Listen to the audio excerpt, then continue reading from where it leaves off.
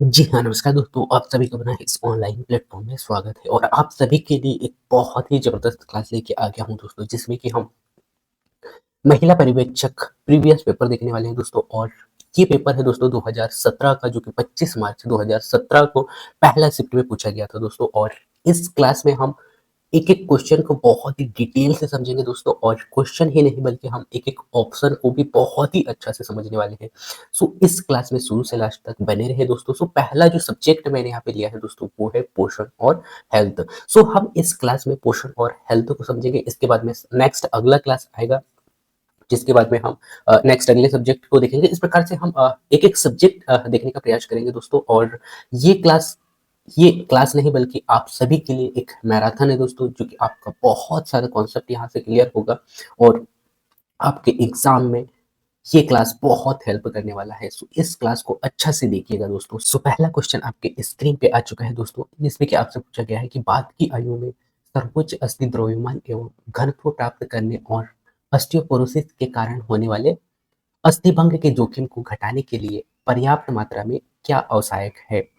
सो आपके पास में ऑप्शन है दोस्तों, आयरन एवं विटामिन सी, आयरन एवं फॉलिक अम्ल, कैल्शियम एवं व्यायाम, सोडियम एवं क्लोराइड। सो इस क्वेश्चन का राइट आंसर आपको यहाँ पे बताना है दोस्तों। सबसे पहले मैं क्वेश्चन को थोड़ा सा आसान कर देता हूँ दोस्तों। ऑस्टियोपोरोसिस क्या है दोस्तों? ऑस्टियोपोरोसिस एक प्रकार का रोग है, जो कि इसमें क्या होता है दोस्तों, इसमें हड्डियां इतनी कमजोर हो जाती है ना दोस्तों, जिससे कि हड्डियां बहुत ही आसानी से टूटने लगती है, टूट सकती है। ठीक है। सो ये एक प्रकार से हड्डियों संबंधित रोग है। इसके बाद में जो है अस्थि भंग के जोखिम को कम करना है, कम यानी कि उसको कम करने के लिए पर्याप्त मात्रा में क्या आवश्यक है, ये आपसे यहाँ पे क्वेश्चन पूछा गया है। सो यदि हम हड्डियों से संबंधित कोई विकार या कोई यदि हम ये कह सकते हैं जोखिम को कम करना है दोस्तों, तो उसके लिए आपको कैल्शियम और व्यायाम की आवश्यकता होगी। सो इस क्वेश्चन का राइट आंसर क्या होगा?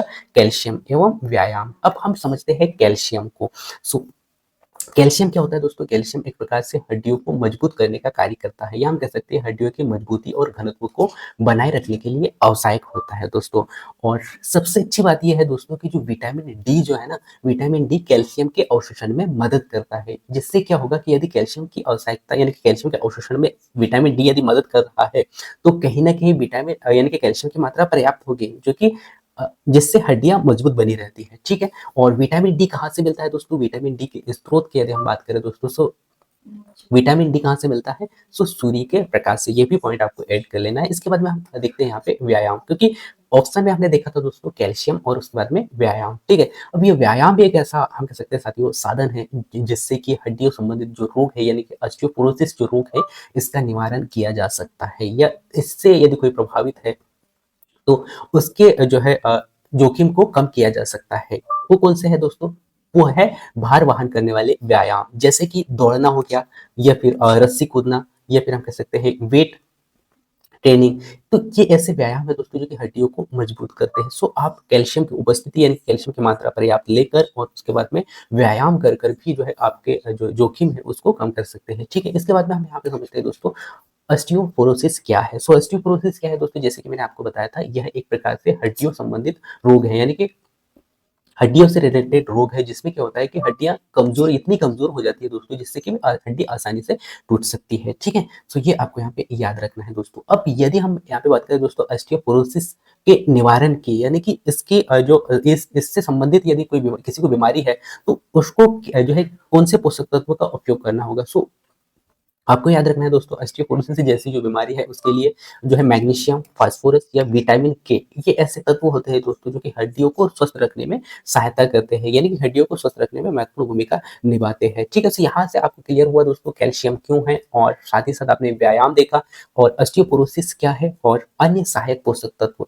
जो है कौन कौन से है, ये भी मैंने आपको बता दिया, जो कि ऑस्टियोपोरोसिस के लिए बहुत महत्वपूर्ण होते हैं। सो इस क्लास में हम इसी प्रकार से हर एक पॉइंट को और क्वेश्चन को बहुत ही डिटेल से समझेंगे दोस्तों, है ना। इसके बाद मैं नेक्स्ट पॉइंट को लेकर चलता हूँ दोस्तों, और नेक्स्ट पॉइंट हम यहाँ पे देखेंगे ऑप्शनों पे। सो पहला ऑप्शन आपको देखने को मिला था दोस्तों आयरन एवं विटामिन सी। सो आप सभी को बता दूं दोस्तों कि जो विटामिन सी जो है ना, ये आयरन के अवशोषण में सहायक होता है। और आयरन क्या है दोस्तों, आप सभी को पता है कि आयरन क्या करता है, रक्त में हीमोग्लोबिन के निर्माण में सहायक, यानी कि हीमोग्लोबिन के निर्माण में बहुत महत्वपूर्ण भूमिका निभाता है। ठीक है, तो यहाँ पे 2 पॉइंट आपको आपको क्लियर हुए होंगे दोस्तों। पहला विटामिन सी जो है ना, आयरन के अवशोषण में सहायक होता है। थर्ड पॉइंट आपका ऐड हुआ दोस्तों कि रक्त जो है हीमोग्लोबिन के निर्माण में सहायक होता है। ठीक है, सो इस प्रकार से यदि हम हड्डियों से रिलेटेड या हड्डियों से संबंधित कोई जो है हेल्प यदि हम आयरन और विटामिन सी से ले दोस्तों, सो ये कोई हेल्प नहीं करेंगे, यानी कि इनका कोई संबंध नहीं है। सो इस प्रकार से ये ऑप्शन गलत हो गया था। ठीक है, इसके बाद में आयरन एवं पॉलिक एसिड हम यहाँ पे देखते हैं दोस्तों। सो आयरन और जो पॉलिक, जैसे कि आयरन तो हमने यहाँ पे देख लिया था अभी, है ना। सो पॉलिक एसिड और आयरन क्या करते हैं, ये दोनों दोस्तों ये महिलाओं में गर्भावस्था के दौरान जो है एनीमिया से बचाने के लिए मदद करते हैं। ठीक है, सो सेकंड जो क्वेश्चन आपका यहाँ पे कंप्लीट होता है दोस्तों, वो होता है पॉलिक एसिड और आयरन से। सो ये भी क्वेश्चन पूछा जा सकता है, इसीलिए मैं एक एक पॉइंट को यहाँ पे क्लियर करते हुए जा रहा हूँ दोस्तों। सो पॉलिक एसिड और जो आयरन है ना दोस्तों, ये गर्भावस्था के दौरान एनीमिया रोग से बचाने में मदद करता है। ठीक है, सो ये भी ऑप्शन गलत हो गया था, जो कि क्वेश्चन के अकॉर्डिंग यदि हम देखें जो है ऑस्टियोपोरोसिस से रिलेटेड, ठीक है, नहीं है। इसके बाद नेक्स्ट हमने देखा था दोस्तों सोडियम और क्लोराइड। सो ये सोडियम और क्लोराइड ऐसे तत्व होते हैं दोस्तों जो कि इलेक्ट्रोलाइट्स, या हम कह सकते हैं कि शरीर में द्रव संतुलन को बनाए रखने में सहायक होते हैं। ठीक है, सो ये तीनों पॉइंट आपको समझ में आए होंगे दोस्तों। आयरन और विटामिन क्यों औसहायक है और इनका मुख्य कार्य क्या हमें देखने को मिलता है, आयरन और पॉलिक एसिड क्या है और सोडियम एवं क्लोराइड क्या है। सो इन सब के बारे में आपने बहुत ही अच्छा से देखा होगा दोस्तों। सो इस प्रकार से आपको इस क्वेश्चन का राइट आंसर क्या देखने को मिला दोस्तों, इस क्वेश्चन का राइट आंसर कैल्शियम और व्यायाम। ठीक है, सो मैं ऐसा आशा करता हूँ दोस्तों कि इस क्वेश्चन को आपने बहुत ही अच्छा से समझा होगा, और इसी प्रकार से हम आगे भी एक एक क्वेश्चन को समझने वाले हैं। सो व्यायाम के बारे में मैंने आपको बता दिया था दोस्तों, जिससे कि व्यायाम के माध्यम से हड्डियों के घनत्व को हम क्या कर सकते हैं, बढ़ा सकते हैं, यानी कि हड्डियों से संबंधित जो रोग है या जो विकार है या जो जोखिम है उसको हम सही कर सकते हैं, यानी कि दर्द को कम कर सकते हैं। ठीक है, और व्यायाम में भी मैंने कुछ व्यायाम आपको बताया था, जैसे कि दौड़ना हो गया, या फिर जो है हम कह सकते हैं आप कूद रहे हो, तो भी उस व्यायाम के माध्यम से आप जो है इससे संबंधित जो विकार है या जो रोग है उनका निवारण आप कर सकते हैं। ठीक है, इसके बाद में कुछ महत्वपूर्ण फैक्ट मैं आपको बता दूं दोस्तों कि जो क्या होता है कि युवा अवस्था में पर्याप्त कैल्शियम या फिर नियमित व्यायाम से क्या होगा, जीवन भर हड्डियां कैसे रहती हैं, स्वस्थ रहती है, जिससे बाद में ऑस्टियोपोरोसिस या फिर फ्रैक्चर जैसी कोई समस्या आती है या फिर जैसे जो जोखिम होते हैं, तो उससे आपको यहाँ से बहुत हेल्प मिलता है। ठीक है, सो ये आपको यहाँ पे याद रखना है दोस्तों। ठीक है, सो इस क्वेश्चन को हमने बहुत ही अच्छा से समझा होगा दोस्तों, और आपने अभी भी तैयारी स्टार्ट नहीं किया है दोस्तों, सो अभी भी आपके पास में समय है। वैसे अगर एग्जाम डेट देखें दोस्तों, सो काफी नजदीक है, फिर भी आप आपकी तैयारी को और स्पीड से आप कर सकते हो, यदि आपने इससे पहले कुछ तैयारी कर रखा है तो। और इसके लिए आप जो है ऑनलाइन या ऑफलाइन टेस्ट का सहारा ले सकते हैं, और साथ ही साथ आप रिवीजन कर सकते हैं, और रिवीजन आप नोट्स या फिर बुक्स से कर सकते हैं। और अभी फिलहाल में यदि हम नोट्स की बात करें दोस्तों, सो नोट्स जो है मिलना काफी मुश्किल होता है। सो इसके लिए बेस्ट ऑप्शन होगा दोस्तों, बुक्स के माध्यम से भी आप आपका रिवीजन कर सकते हैं, और उसके बाद में यदि आप टेस्ट लगाते हो तो टेस्ट आप ऑफलाइन या ऑनलाइन लगा लीजिएगा। बेस्ट ऑप्शन होगा ऑनलाइन, क्योंकि जब आप एग्जाम देने जाओगे दोस्तों, तो आप ऑनलाइन ही एग्जाम दोगे, है ना। सो इसके लिए बेस्ट ऑप्शन होगा ऑनलाइन टेस्ट, है ना। सो आप बुक से अच्छा से रिवीजन कीजिएगा और ऑनलाइन टेस्ट दीजिएगा, लेकिन बुक भी आपका बेस्ट क्वालिटी का होना चाहिए दोस्तों, जिसमें कि हर एक पॉइंट आपको क्लियर करके दे, साथ ही साथ जो है क्वेश्चन आपको अच्छे लेवल के वहां पे देखने को मिले। सो बुक के बारे में मैं रिसर्च कर रहा था दोस्तों, और रिसर्च करते करते मुझे एक बुक मिला जो कि चक्षु प्रकाशन द्वारा प्रकाशित बुक है, और इसके बारे में मैंने एक वीडियो भी बनाया था जो कि बेस्ट बुक कौन सा है करके, है ना। सो जिसमें कि मैंने बताया था दोस्तों चक्षु प्रकाशन द्वारा प्रकाशित बुक, जो कि काफी अच्छा है, और इन्होंने इस बुक में कंटेंट बहुत ही ज़बरदस्त दिया है, और हर एक पॉइंट को बहुत ही अच्छा से एक्सप्लेन किया है, और आपको जो है इस बुक में बहुत सारे जो क्वेश्चन हैं वो देखने को मिलेंगे, और क्वेश्चनों को बहुत ही डिटेल से इन्होंने एक्सप्लेन किया है। सो इस बुक को परचेस करके भी आपका रिवीजन और आपकी तैयारी को बहुत ही अच्छा से कर सकते हैं दोस्तों, जिसका लिंक आपको इस वीडियो के डिस्क्रिप्शन में देखने को मिलेगा। सो वहाँ से जाके आप ऑनलाइन परचेस कर सकते हैं दोस्तों। सो नेक्स्ट अगले क्वेश्चन की ओर बढ़ते हैं दोस्तों, और नेक्स्ट अगला क्वेश्चन आपके स्क्रीन पे आ चुका है दोस्तों कि खनिजों की अपेक्षा विटामिनों में विशेषकर जल घुलनशील बी विटामिन समूह के जो विटामिनों का जो हास यानी कि कम किस दौरान अधिक होता है, ये आपसे यहाँ पे क्वेश्चन पूछा गया है। क्वेश्चन को मैं पुनः रिपीट करता हूँ दोस्तों कि खनिजों की अपेक्षा विटामिन में विशेषकर जल में घुलनशील विटामिन बी समूह की विटामिन का ह्रास किस दौरान अधिक होता है, ये आपको यहाँ पे बताना है। सो पहला ऑप्शन है दोस्तों, क्या खाना पकाते समय कम होता है, कमी आती है, या फिर खाने से कमी आती है, या छूने से कमी आती है, इनमें से कोई नहीं। सो इस क्वेश्चन का राइट आंसर आपको यहाँ पे देना है। सो सबसे पहले मैं आपको बता दूं दोस्तों, विटामिन जो जल में घुलनशील है, क्वेश्चन के अकॉर्डिंग यदि हम देखें तो जल में घुलनशील विटामिन कौन कौन से दोस्तों, आप सभी को बताऊंगा। बीसी ऐसे विटामिन होते हैं दोस्तों जो कि जल में घुलनशील होते हैं। अब यहाँ पे क्वेश्चन पूछा गया दोस्तों, बी समूह के तत्व यानी कि बी समूह के जो विटामिन है उनकी खासियत की उनकी कमी किसके कारण होती है, सो वो होती है दोस्तों किसके कारण, खाना पकाते समय, यानी कि खाना पकाने से, यानी कि यदि आप अधिक टेम्परेचर से या ज्यादा खाना पकाते हो तो इसमें क्या होता है दोस्तों, इसमें विटामिन बी समूह के जो तत्व है दोस्तों वो उनकी क्या होने लगती है, यहाँ पे कमी होने लगती है। ठीक है, सो ये आपको यहाँ पे याद रखना है। सो कुछ महत्वपूर्ण फैक्ट मैं पहले आपको यहाँ पे क्लियर कर दूं दोस्तों, जैसे कि मैंने आपको बताया था कि विटामिन बी हो या फिर सी हो, ऐसे तत्व होते हैं, ऐसे विटामिन होते हैं जो कि जल में घुलनशील होते हैं। ठीक है, और यदि आप जल को बहुत ही ज्यादा से गर्म करते हैं या अधिक भोजन पकाते हैं, अधिक समय तक भोजन पकाते हैं, तो इसमें क्या होगा दोस्तों कि ये जल में अधिक यानी कि आसानी से घुल जाते हैं, और घुलने के बाद में क्या होती है, धीरे धीरे जो है कम होने लगे, यानी कि इनकी मात्रा कम होने लगती है, यानी कि नष्ट होने लगती है। ठीक है, और ये बाहर निकल जाते हैं। ठीक है, सो ये एक इसका मुख्य कारण है। और ये जो है यदि आप ज्यादा उबालते हैं या तेज गर्मी है तो उस कंडीशन में भी ये विटामिन जो है कम होने लगते हैं। ठीक है, सो मुख्य रूप से यदि हम इस क्वेश्चन के आधार पर देखें दोस्तों, सो वो होगा खाना पकाने से जो है विटामिन बी समूह के जो तत्व है वो उनकी यहाँ पे ह्रास यानी कि कमी होगी। ठीक है, सो ये इस प्रकार से इस क्वेश्चन का पहला ऑप्शन ही राइट आंसर है दोस्तों। ठीक है, इसके बाद में कुछ महत्वपूर्ण फैक्ट मैं आपको बता दूं दोस्तों, विटामिन बी समूह के जो तत्व होते हैं ना दोस्तों, वो है विटामिन बी 1 बी 2 और बी 6 और बी 12। ये विटामिन बी के जो समूह है, और विटामिन सी ऐसा जो विटामिन होता है दोस्तों जो घुलनशील होता है, जैसे कि मैंने आपको बताया था बी और सी ऐसे विटामिन है जो कि दोनों कैसे होते हैं, जल में घुलनशील होते हैं। और वसा में घुलनशील यदि हम बात करें दोस्तों, तो इसके बाद में जो विटामिन बचते हैं है ना, वो सब क्या कहलाते हैं, वसा में घुलनशील कहलाते हैं। ठीक है, सो ये वसा में घुलनशील है। ठीक, ये आपको यहाँ पे याद रखना है दोस्तों। ठीक है, इसके बाद में नेक्स्ट पॉइंट की ओर लेके चलता हूँ दोस्तों। और यदि आप खाना ज्यादा पकाते हो तो उससे क्या नुकसान है, ये मैं आपको बता दूं दोस्तों। सो अधिक यदि आप खाना पकाते हो तो इसमें क्या होगा कि विटामिन जो है नष्ट होने लगते हैं, क्योंकि यदि आप ज्यादा उबालोगे है ना, तो उसमें क्या होता है कि विटामिन पानी में घुल जाता है ना। घुलने के बाद में क्या होगा कि जिससे कि विटामिन नष्ट हो जाएगा, और विटामिन नष्ट होता है तो जिससे कि शरीर में इन जो है विटामिन की कमी होगी है ना। तो ये आपको यहाँ पे याद रखना है कि ज्यादा भोजन आपको पकाना नहीं है। नेक्स्ट अगला, यदि इसका अच्छा साधन अभी हम देखें दोस्तों खाना पकाने का, तो वो है स्टीमिंग, और हम कह सकते हैं माइक्रोवेविंग। सो ये खाना पकाने के लिए एक बेहतर विधि माना जाता है, क्योंकि इसमें विटामिन की कमी बहुत कम होती है, यानी कि इसका हार्स हम कह सकते हैं बहुत कम होता है। ठीक है, सो ये आपको यहाँ पे ध्यान देना है। और आप सभी को विशेष तौर पर ध्यान ये रखना है दोस्तों कि भोजन पकाने के बजाय जो है, अधिक पकाने के बजाय आपको करना है हल्का फुल्का पकाना है, जिससे कि भूनकर या हम कह सकते हैं ज्यादा ना पकाए हैं, जिससे कि विटामिन की कमी यहाँ पे ना हो। ठीक है, तो ये कुछ महत्वपूर्ण पॉइंट है जहां से आपसे क्वेश्चन पूछे जाने वाले हैं। सो इससे आपको ये इन पॉइंटों से आपका क्वेश्चन यहाँ से क्लियर हो गया कि क्यों अवसायक है और कौन कौन से विटामिन हैं, इन सब के बारे में मैंने आप लोगों को यहाँ पे बता दिया था दोस्तों। इसके बाद में मैं लेके चलता हूँ आपको ऑप्शनों की ओर। और जैसे कि मैंने स्टार्ट में ही आप लोगों से वादा किया है कि मैं हर एक क्वेश्चन को बहुत ही अच्छा से और एक पॉइंट को एक्सप्लेन करके बताऊंगा, साथ ही साथ ऑप्शनों को भी बहुत ही डिटेल से बताऊंगा, है ना। सो पहला ऑप्शन आपको देखने को मिला था दोस्तों, खाने, यानी कि खाने से जो है विटामिन बी की यहाँ पे कमी नहीं होती है, विटामिन बी की हासिल नहीं होती है, ये आपको याद रखना है। ठीक है, ना ही छूने से होती है। ठीक है, तो इस प्रकार से ये दोनों ऑप्शन यहाँ पे गलत हो गए थे। ठीक है, सो पकाने से क्या होता है दोस्तों, अधिक पकाने से जो है विटामिन बी की कमी हो जाती है। ठीक है, सो वो याद रखना है। इसके बाद मैं नेक्स्ट अगले क्वेश्चन को लेकर चलता हूँ दोस्तों। और नेक्स्ट अगला क्वेश्चन आपके स्क्रीन पर आ चुका है कि जन वितरण प्रणाली एक भारतीय किस प्रणाली का भाग है, ये आपसे यहाँ पे क्वेश्चन पूछा गया। क्वेश्चन को मैं पुनः फिर से रिपीट करता हूँ कि जन वितरण प्रणाली एक भारतीय किस प्रणाली का भाग है। ठीक है, सो ये आपको यहाँ पे बताना है, जिसमें ऑप्शन है दोस्तों खाद्य प्रबंधन प्रणाली, नेक्स्ट ऑप्शन है दोस्तों खाद्य उत्पादन प्रणाली,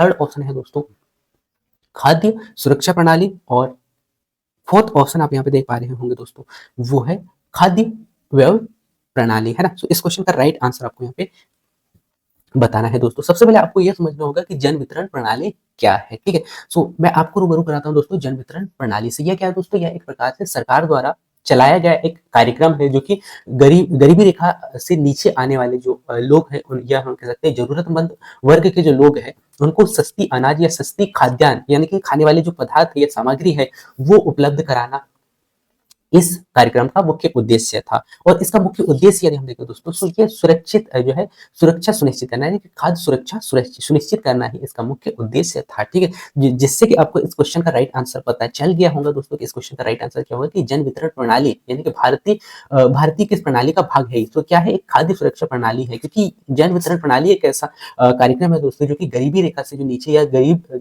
जो लोग हैं उनको क्या करना है, उनको जरूरतमंद वर्ग के जो लोग हैं उनको सस्ती दाम पर यानी कि कम दाम पर क्या करना है, खाद्य सामग्री उपलब्ध कराना इसका मुख्य कार्य है। ठीक है, इसके बाद में हम यहाँ पे समझते हैं जन वितरण प्रणाली, जैसे कि मैंने आपको यहाँ पे बता दिया था, इसको शॉर्ट में जीडीएस भी कहा जाता है दोस्तों, जो कि एक प्रकार से सरकार द्वारा चलाया गया एक योजना है जिसका उद्देश्य क्या था, गरीबों को सब्सिडी के रूप में अनाज यानी कि खाद्यान्न सामग्री उपलब्ध कराना था। और इसका मुख्य कार्य जैसे कि मैंने आपको बताया था कुछ समय पहले की जो है कम मात्रा में जो है दुकानों में के माध्यम से जो अनाज या फिर अन्य खाद्य सामग्री यानी कि खाने वाली जो सामग्री है वो उपलब्ध कराना था। ठीक है, और यह राष्ट्रीय खाद्य सुरक्षा अधिनियम जो कि NFSA के तहत यानी कि 2013 के तहत ये गरीबों के लिए एक अनिवार्य योजना है। ठीक है, तो ये भी आपको यहाँ पे याद रखना है। ठीक है, इसके बाद में नेक्स्ट पॉइंट आपको ऐड करना चाहती हूँ, इसमें मुख्य रूप से क्या मिलता है, गेहूं, चावल और चीनी, साथ ही साथ केरोसिन भी पहले प्रदान किया जाता था। ठीक है, खैर अभी तो केरोसिन नहीं मिलता है, ये आप सभी को पता ही है। सो इस प्रकार से इस क्वेश्चन का राइट आंसर आपको यहाँ पे मिल चुका है, खाद्य सुरक्षा प्रणाली, क्योंकि ये जन वितरण प्रणाली क्या है, एक प्रकार से एक ऐसा कार्यक्रम है जो कि गरीबी रेखा से नीचे यानी कि गरीब जो लोग हैं उनको खाद्य यानी कि खाने वाली जो सामग्री है वो उपलब्ध कराना है। ठीक है, तो ये आपको यहाँ पे याद रखना है दोस्तों। इसके बाद में ऑप्शन ओके लेकर चलता हूँ दोस्तों, और ऑप्शन पहला ऑप्शन आपको देखने को मिला था खाद्य प्रबंधन प्रणाली। सो खाद्य प्रबंधन मतलब खाद्य भंडारण हम कह सकते हैं, खाद्य भंडारण या वितरण और गुणवत्ता नियंत्रण से संबंधित है। ठीक है, सो जबकि क्वेश्चन में ये नहीं पूछा गया था, है ना, क्वेश्चन में क्या पूछा गया था, जन वितरण प्रणाली, है ना। तो इस प्रकार इस क्वेश्चन का गलत आंसर यानी कि ये भी ऑप्शन गलत हो जाएगा, क्योंकि पीडीएस से इसका कोई यानी कि संबंध नहीं है। ठीक है, इसके बाद में जो है खाद्य उत्पादन प्रणाली था, जो कि खाद्य उत्पादन है ना, यानी कि कृषि उत्पादन और फसल उगाने से संबंधित है, क्योंकि इसमें भी पीडीएस का कोई संबंध नहीं है। नेक्स्ट ऑप्शन देखने को मिला था दोस्तों, खाद्य सुरक्षा प्रणाली, यानी कि खाद्य सुरक्षा प्रणाली के तहत जो है हम कह सकते हैं कि ये जो योजना है या हम कह सकते हैं जन वितरण प्रणाली है, ये इसका संबंध है, जिससे कि क्या है कि जो गरीबी रेखा के जो नीचे है या फिर जिनको खाद्य सामग्री की आवश्यकता है और वे गरीबी रेखा के अंतर्गत आते हैं, उनको उन तक जो है खाद्य सामग्री पहुंचाना ही इस योजना का उद्देश्य था। ठीक है, तो इस प्रकार से इस क्वेश्चन का राइट आंसर क्या था दोस्तों, तीसरा ऑप्शन था। इसके बाद में फोर्थ ऑप्शन क्या है, खाद्य व्यय प्रणाली। खाद्य व्यय प्रणाली मतलब व्यय मीन्स क्या होता है, खर्च करना, है ना, तो खाद्य पदार्थों पर खर्च करने वाले धन से संबंधित नहीं है। सो इस प्रकार से ये भी क्वेश्चन गलत हो गया था। ठीक है, सो इस क्वेश्चन का राइट आंसर क्या है दोस्तों, इस क्वेश्चन का तीसरा ऑप्शन आपको देखने को मिला था, है ना, खाद्य सुरक्षा प्रणाली। अब जन वितरण प्रणाली क्या है ये भी मैंने आपको बता दिया था, और बता दिया इसके बाद में थर्ड ऑप्शन क्यों है ये भी मैंने आपको क्लियर करके बता दिया है। ठीक है, सो एक एक क्वेश्चन को आपको बहुत ही अच्छा से समझना है दोस्तों, है ना, क्योंकि एक एक पॉइंट को मैं यहाँ पे क्लियर कर रहा हूँ।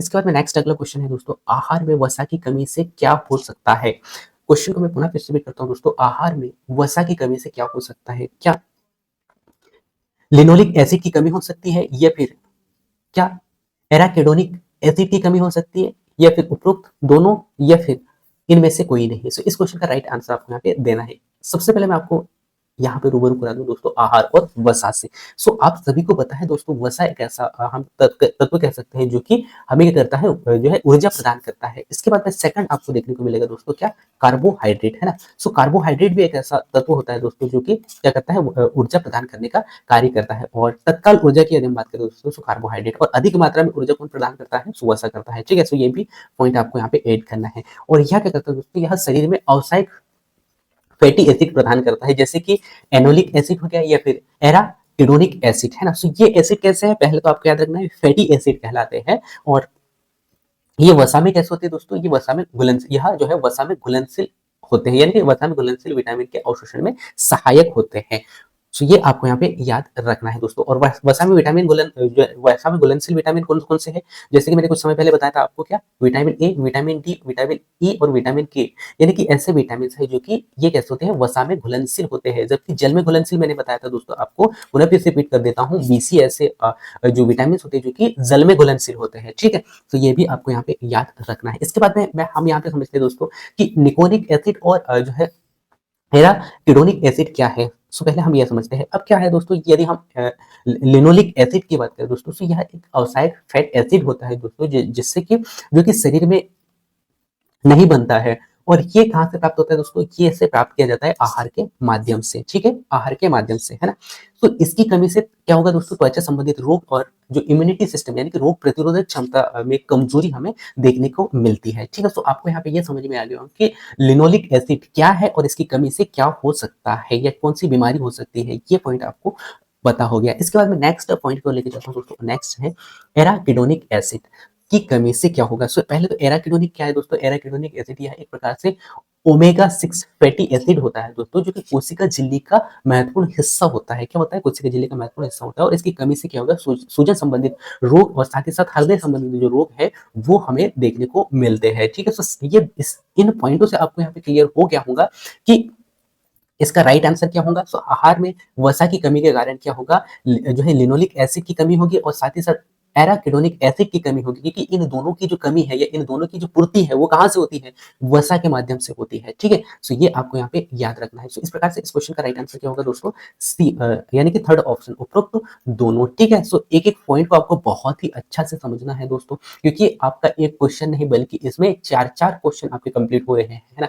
अब हम नजर डालते हैं दोस्तों ऑप्शनों पे। सो पहला ऑप्शन आपने देखा था दोस्तों, लिनोलिक एसिड क्या है और इसके बारे में मैंने आपको बता दिया था। उसके बाद में एराकिडोनिक एसिड के बारे में भी मैंने आपको बता दिया है। उसमें हमने देखा था दोस्तों कि यह क्या एक फैटी एसिड है, जो कि विशेष रूप से वनस्पति तेल, है ना, वनस्पति तेल और बीज बीज के माध्यम से प्राप्त होता है। और इसकी कमी से जो है ना दोस्तों, जो है त्वचा संबंधित जो रोग है वो हमें देखने को मिलते हैं और शरीर की रोग प्रतिरोधक क्षमता को भी ये कम करते हैं यदि इनकी कमी होती है तो, ठीक है। इसके बाद में हम यहाँ पे देखते हैं एराकिडोनिक एसिड की। तो एराकिडोनिक एसिड भी कहाँ से मिलता है, वसा के माध्यम से मिलता है। और वसा के रूप में आपको देखने को मिलेगा जो मांस, अंडे और डेयरी उत्पादक जो वाले जो पदार्थ हैं उनके माध्यम से प्राप्त किया जाता है। और यदि इसकी कमी होती है ना दोस्तों, से इसकी कमी के लिए है सूजन सूजन नियंत्रण और मांसपेशियों की मरम्मत में ये मदद करती है। तो ये जो है सूजन जैसी समस्या और मांसपेशियों से संबंधित समस्या कहीं ना कहीं हमें इसकी कमी के कारण देखने को मिलती है, ठीक है। सो एराकिडोनिक एसिड के बारे में आपको यहाँ पे पता हो गया होगा दोस्तों। इस प्रकार से दोनों ऑप्शन इस क्वेश्चन के राइट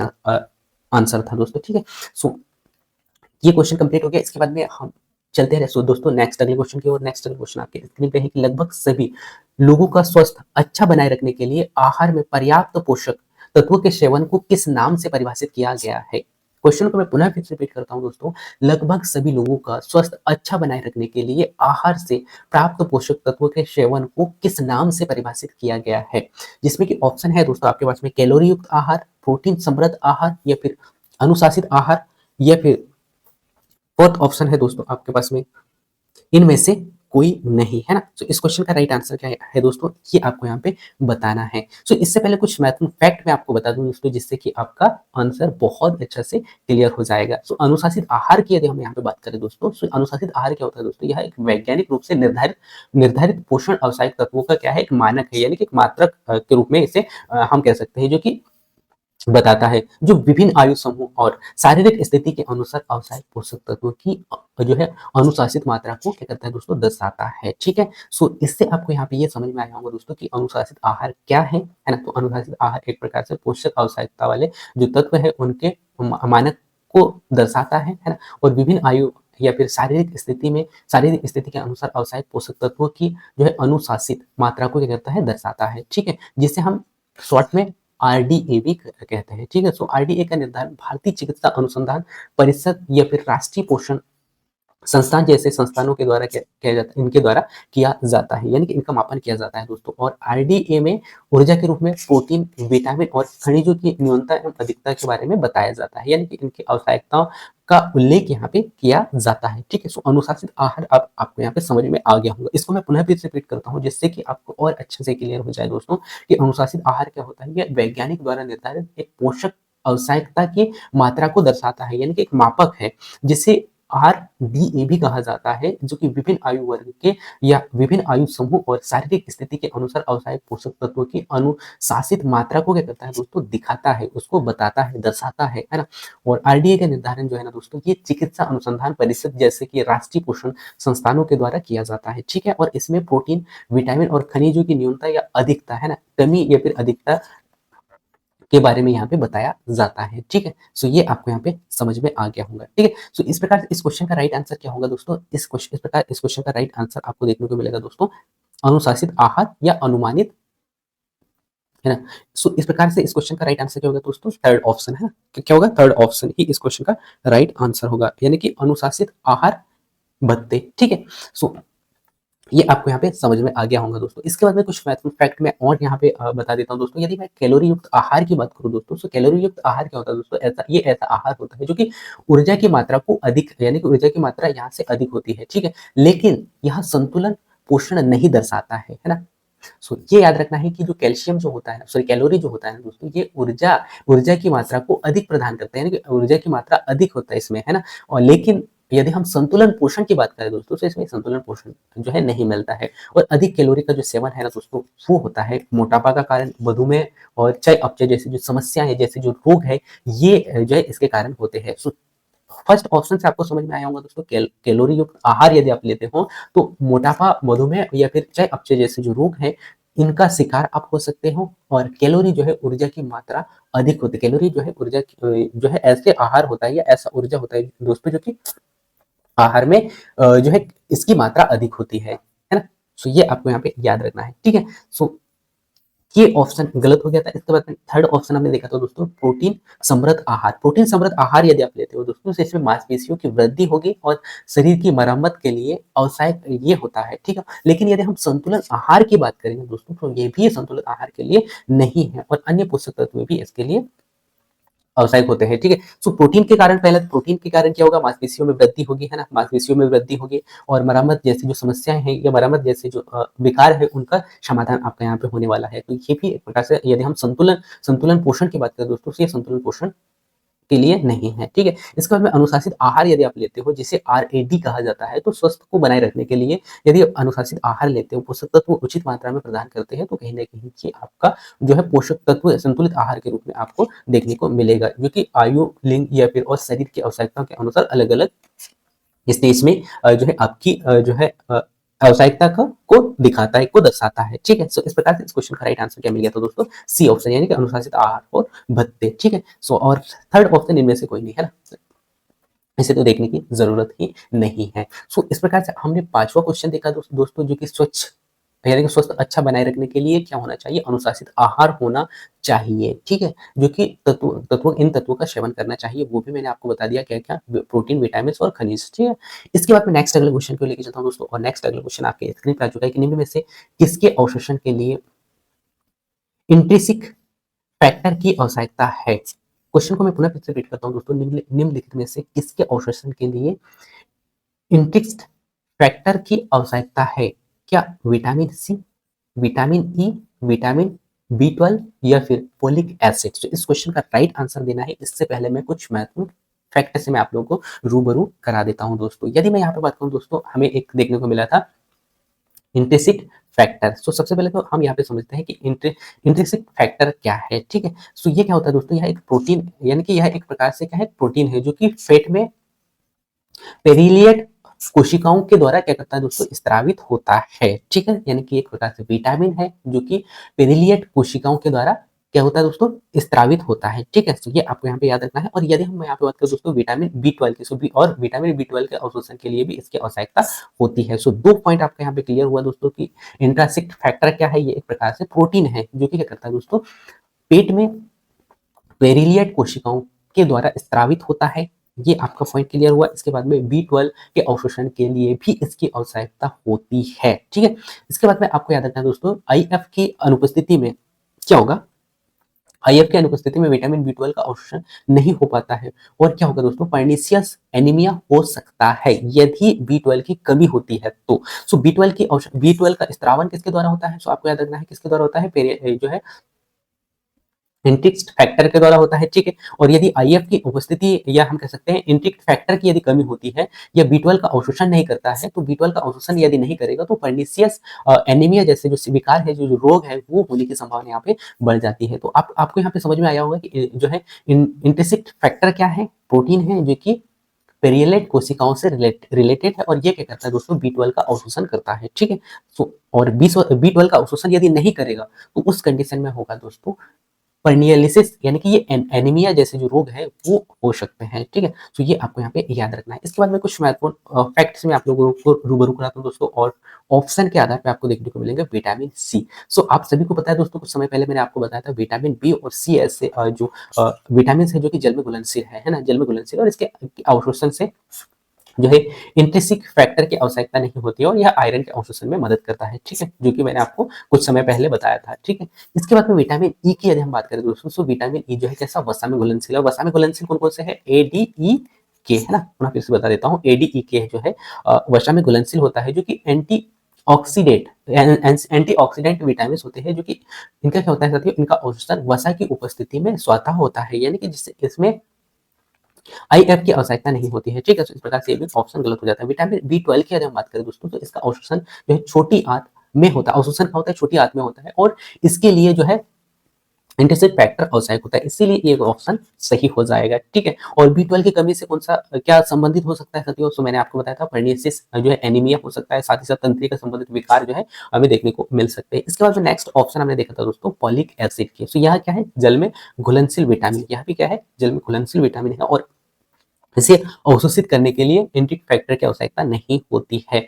और आप सभी को बता दूं दोस्तों, जो फॉलिक एसिड जो होता है ना, कुछ समय पहले एक क्वेश्चन आया है जिसमें कि ऑप्शन देखने को मिला था, जो ये क्या करता है, गर्भावस्था के दौरान यह जो है न्यूरल ट्यूब डिफेक्ट्स को रोकने में सहायक है, ठीक है। तो ये भी आपको यहाँ पे याद रखना है दोस्तों। जो फॉलिक एसिड जो होता है ना, ये गर्भावस्था के दौरान क्या करता है, न्यूरल ट्यूब डिफेक्ट्स को रोकने में सहायक होता है, ठीक है। तो इस प्रकार से आपने देखा दोस्तों कि इस क्वेश्चन का राइट आंसर क्या मिला, इस क्वेश्चन का राइट आंसर बी 12 है ना। क्या करता है ये इंट्रिंसिक फैक्टर जो है ना दोस्तों, क्या करता है, बी 12 का अवशोषण करता है, और यदि इसका अवशोषण यदि नहीं करता है, तो उसके कारण कौन सी बीमारी या कौन सा विकार हो सकता है, वो भी मैंने आपको बता दिया है। सो अधिक यानी कि किसके अवशोषण से, सो आप क्या रखना है, बी 12 के अवशोषण से, ठीक है। सो इस क्वेश्चन का राइट आंसर थर्ड ऑप्शन है, ठीक है।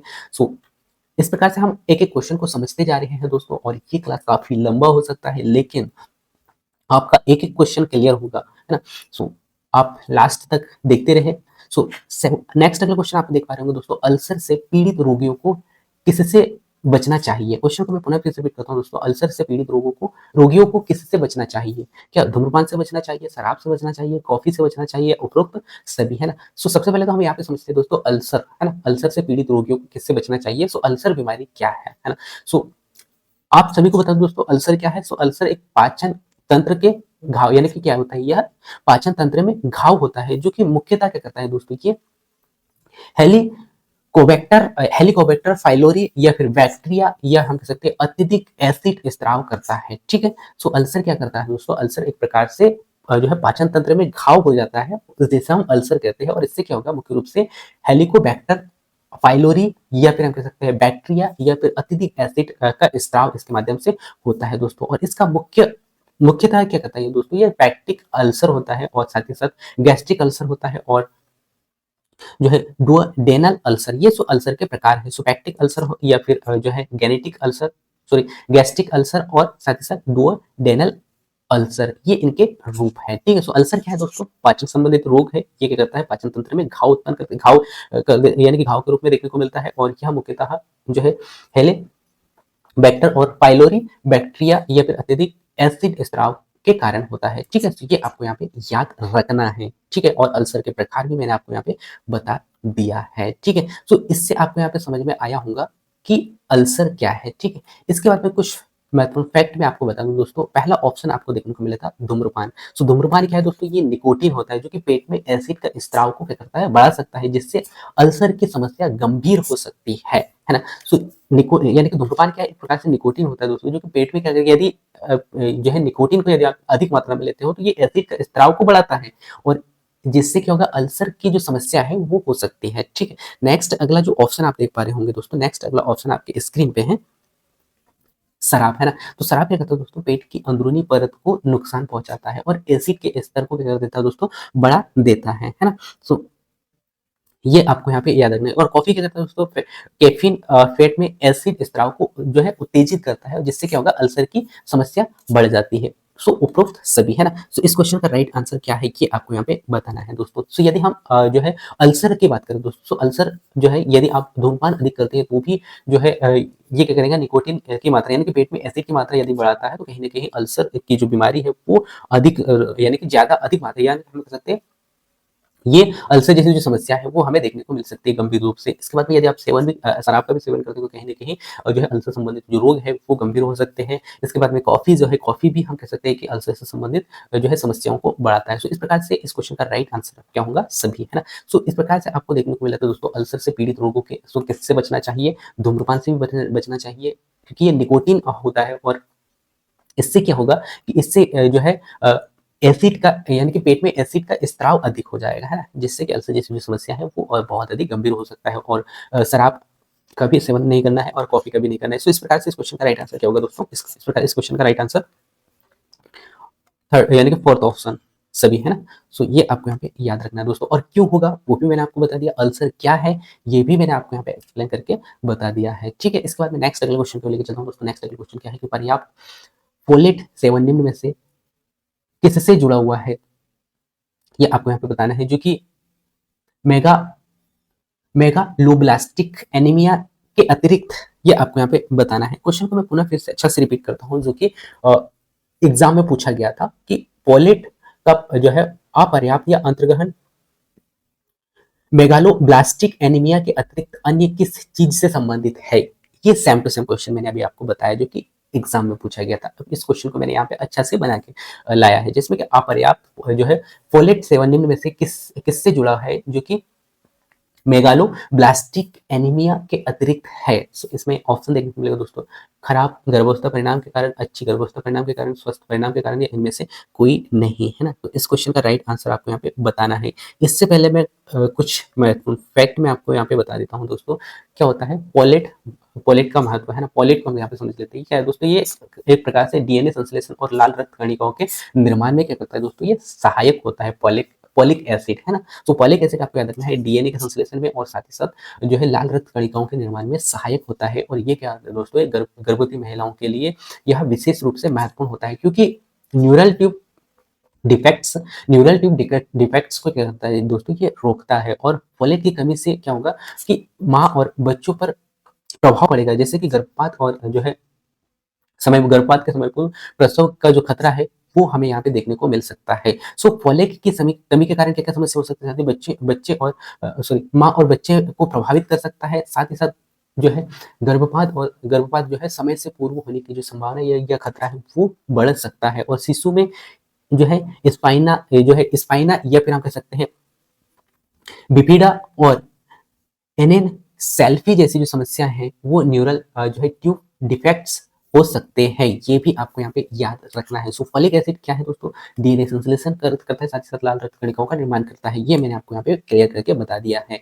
और ये क्या करता है दोस्तों, महिलाओं के यानी कि गर्भवती महिलाओं के लिए विशेष रूप से महत्वपूर्ण होता है, क्योंकि ये न्यूरल ट्यूब डिफेक्ट को रोकता है। क्यों आवश्यक है ये भी मैंने आपको यहाँ पे क्लियर कर दिया है। और इसकी कमी यदि होती है तो माँ और बच्चों को प्रभावित कर सकता है, क्योंकि ये गर्भपात जो है समय से पूर्व प्रसव का खतरा यहाँ पे कहीं ना कहीं हो सकता है। और शिशुओं में स्पाइना बिफिडा और इसके बाद में जो है एनेनसेल्फी जैसी जो न्यूरल ट्यूब डिफेक्ट्स के जो समस्या है वो हमें देखने को मिल सकते हैं, ठीक है। इसके बाद में मूलभूत रोग की यदि हम बात करें दोस्तों, तो मूलभूत रोग के रूप में आपको देखने को मिलेगा दोस्तों मेगालोब्लास्टिक एनीमिया, यानी कि ये क्या होता है दोस्तों, इसमें लाल रक्त कणिकाएं क्या होगी, लाल रक्त कणिका सामान्य रूप से बड़ी और जो है कैसे हो जाती है, अपरिपक्व हो जाते हैं। तो ये क्या मूलभूत यानी कि जो है मेगालोब्लास्टिक क्या है, एक प्रकार का ऐसा रोग है दोस्तों जो कि रक्त से संबंधित रोग है, ठीक है। तो ये भी आपको यहाँ पे याद रखना है।